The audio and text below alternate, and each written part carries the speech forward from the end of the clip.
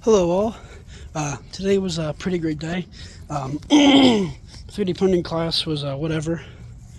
And besides that, I went into work, but I was a little bit late, quite a bit late, and I was quite a bit late last time I went into work as well, which was a while ago.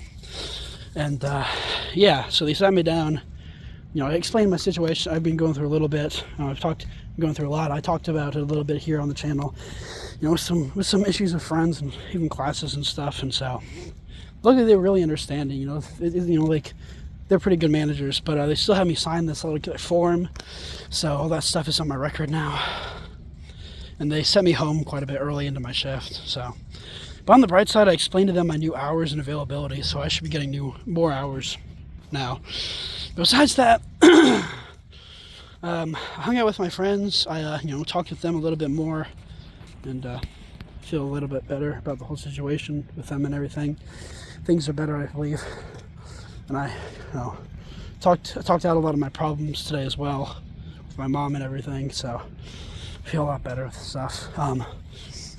And also I hung out with my buddy Cohen, and we went to the Japanese club, culture club, and we learned about Setsuban. I think that's how you say it. Yeah, it's like this really cool festival they have around New Year's. Well, it's like in February, and basically it's this really cool festival where it's about like beans and stuff and good luck.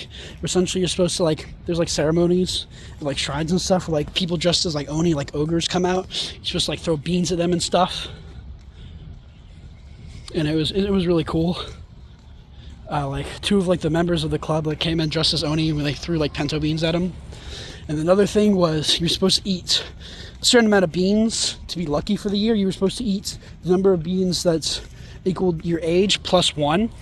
And we kind of mixed traditions together. We mixed that one, and then we mixed another one where essentially you're supposed to sit facing the lucky direction. This year was southwest, and so essentially you're supposed to face that direction, and you're supposed to eat an entire roll of a special sushi in silence without making a sound, without talking or anything.